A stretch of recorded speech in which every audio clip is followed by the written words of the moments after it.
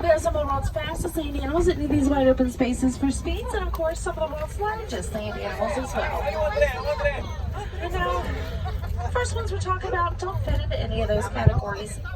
The cattle here are Ankole cattle, also called Watusi cattle for the Watusi tribe that first domesticated them. Now they are one of two domesticated animals out here on our reserve. Their horns can get up to 6 feet long and have up to a 24-inch round base. They're not quite as heavy as you would imagine. No, there is a honeycomb-like structure inside of their horns that they circulate their blood through. It releases heat from their body to help them stay cooler. Oh, African wild dog to the left. Also called painted dog for their splotchy colored coat. Now they may kind of look like your average house dog, but they are the #1 hunter of mammals in Africa.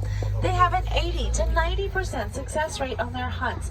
They actually take turns chasing prey until their prey drops from exhaustion.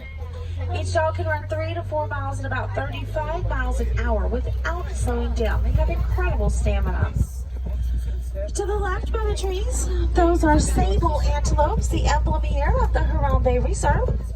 In a fight or flight situation, they always fight back. They use their long horns to knock off predators that try to jump onto their backs.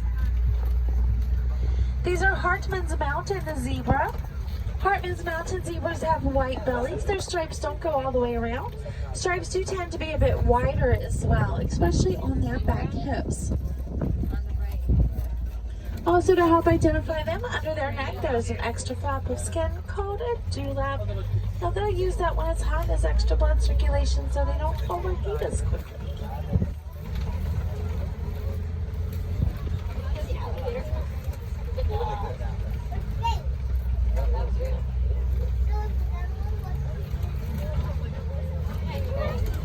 We've got a lot of animals up here. On the hill, the great antelopes are wildebeest. The wildebeest do form one of the largest migrating herds on Earth. Up to 1.5 million gather together. They migrate close to 1,000 miles every year in search of food and water. Sounds pretty chaotic, but they're fairly organized even when they lay down to sleep and rest. They do tend to lay in rows that will zigzag. They'll face in different directions. That way if predators come around, they'll just jump and scatter. It confuses predators and the wildebeest won't get into each other's way. The small tan and white antelopes on the very top of the hill are springbuck. Fully grown, they'll stand up to about 2.5 feet tall, but don't let their small size fool you. They're one of the fastest animals out here. They're capable of reaching speeds up to 60 miles an hour. Now when they're running, they do this thing called prong gait. They can jump 6 to 8 feet high.